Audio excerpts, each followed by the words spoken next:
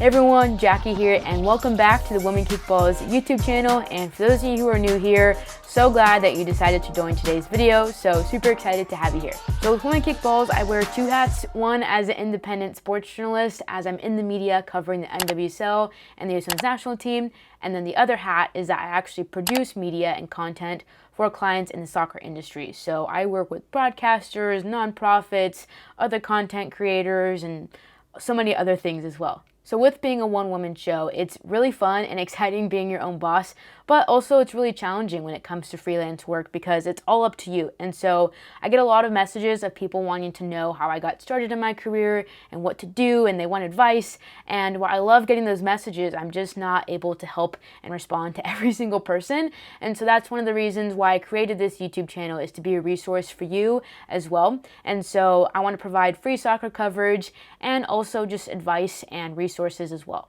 So if you find this video helpful and you want to support my work, I'll put a link in the description box where you can do just that, or you can even book a one-on-one call with me as well, and I'll have all the information that you need there. So every Friday, I spend some time with you all here producing a new YouTube video, or at least I try to do that, and there's a variety of different topics, so I'll kind of just go over what those look like as some of you are new here. So for the first video of the month, I start off with news around the US Women's national team and the NWSL. The second video, which is today's video, is I do career advice and my insight on that as well. And then the third one is my monthly favorites or products and tools that have helped me in my work.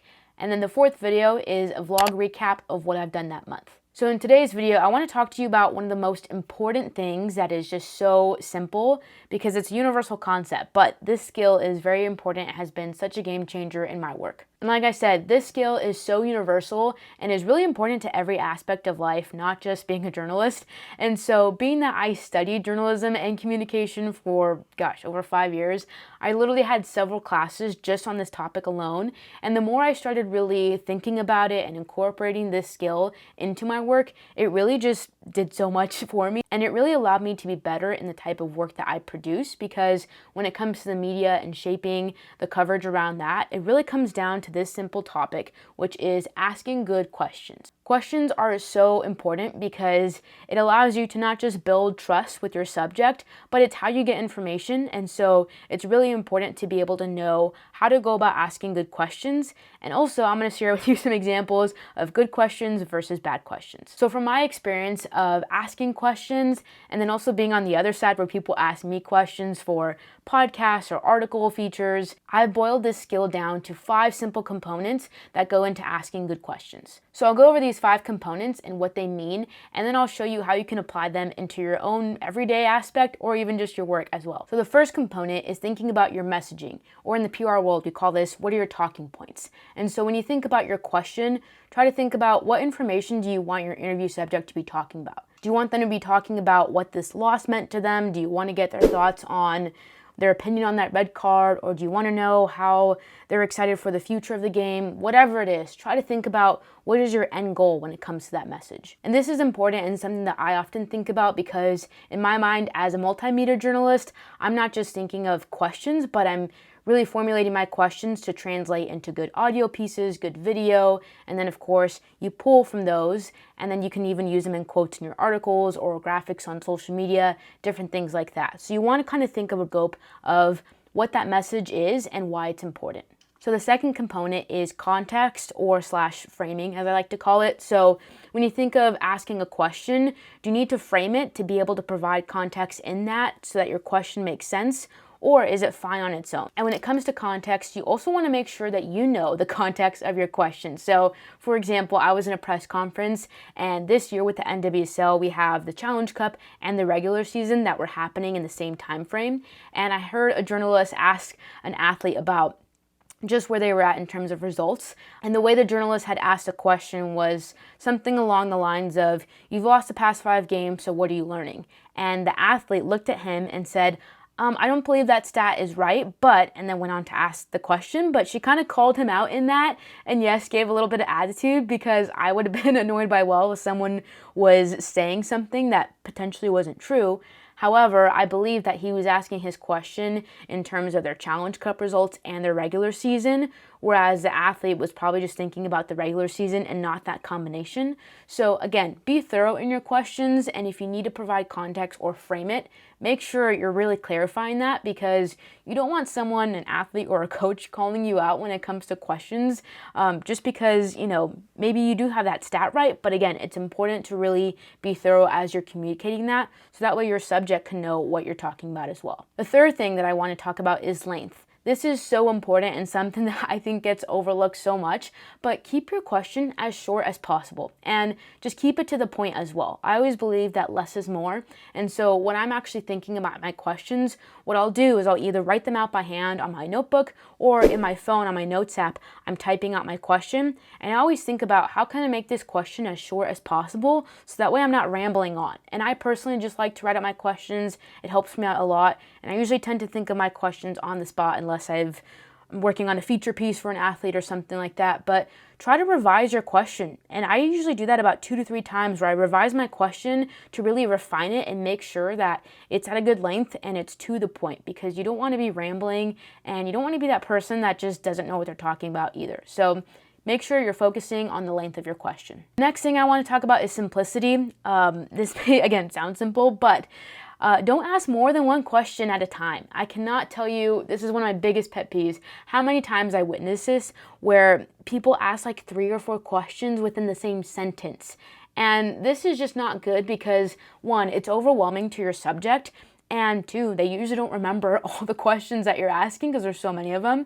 But 3, and most importantly, you actually lose the quality of response from them because they're trying to spend more time thinking about and remembering your question than they are actually giving a full, thoughtful answer to your question. So again, just make sure you're sticking to one question and try to focus at that. If you need to ask a follow-up, do that. But again, you want to just keep it to the point. And I'll get to follow-up questions in this next portion. And lastly, the most important thing out of everything is listening.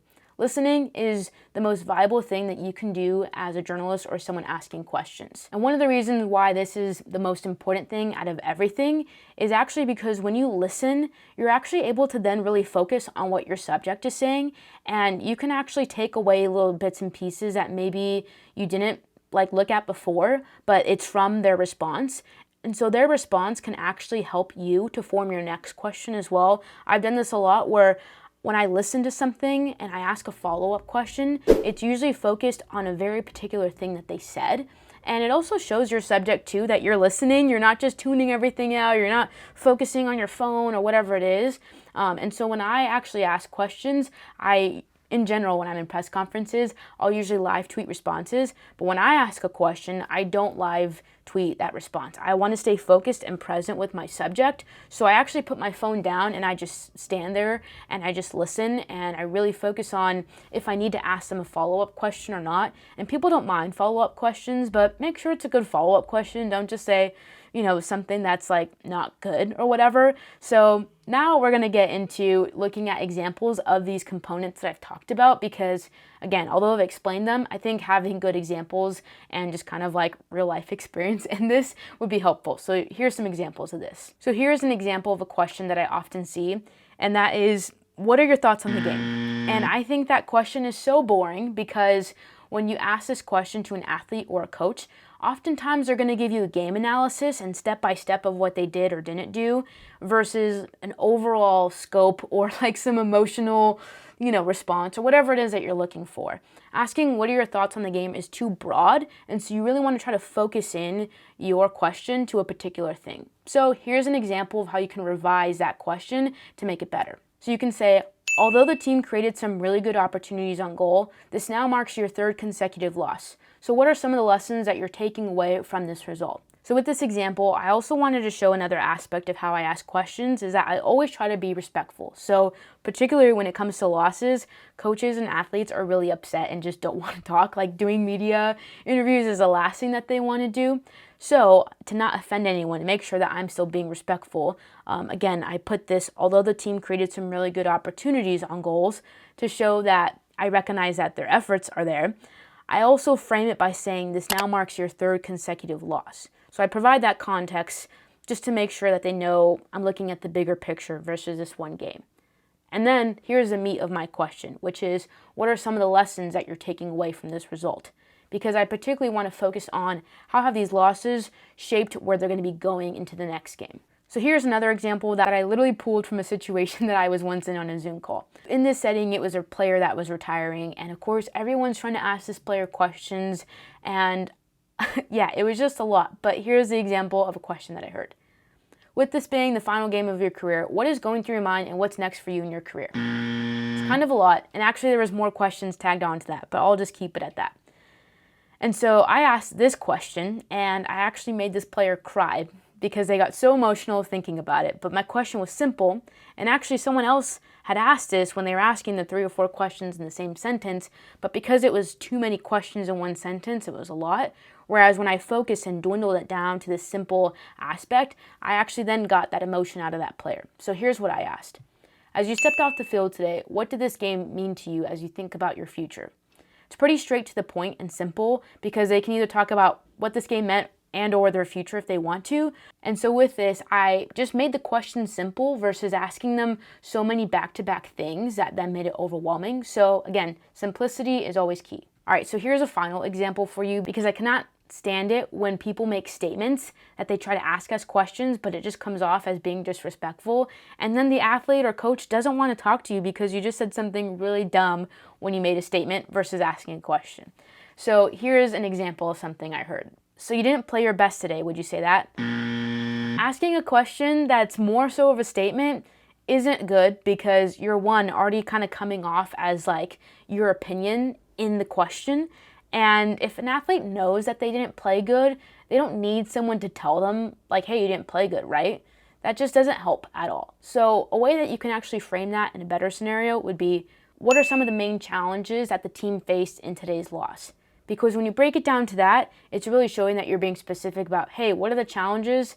And then they can talk about that as well and where they're at. So again, keep it simple, avoid statements. They're just really annoying, to be honest. And one of the final portions that I wanted to talk about is how to put all these components into practice. So some of the things that I do is watch interviewers and study how they take these 5 components and apply them into their questions as well. Again, this will help you with listening too. So it's always important to just kind of consume information in interviews and just see what's out there in terms of people's interview styles and how they go about that. And the second thing is honestly just start by incorporating these components into your everyday conversations as well. It doesn't have to be in a press conference setting. I mean, it can if you want it to be, but do it when you're like catching up with a friend over coffee, or you're talking to a parent or a sibling, or even if you're in a job interview and they ask you, do you have any questions? You can pull out some of these skills from what you know and ask them a question and be very specific and thoughtful, and people usually like that anyways. So it's always a good thing when you come prepared and ready with questions. All right, so that's a wrap off my soapbox of asking questions, but I hope that you found this video helpful, and if you did, it'd be a huge help if you can give it a thumbs up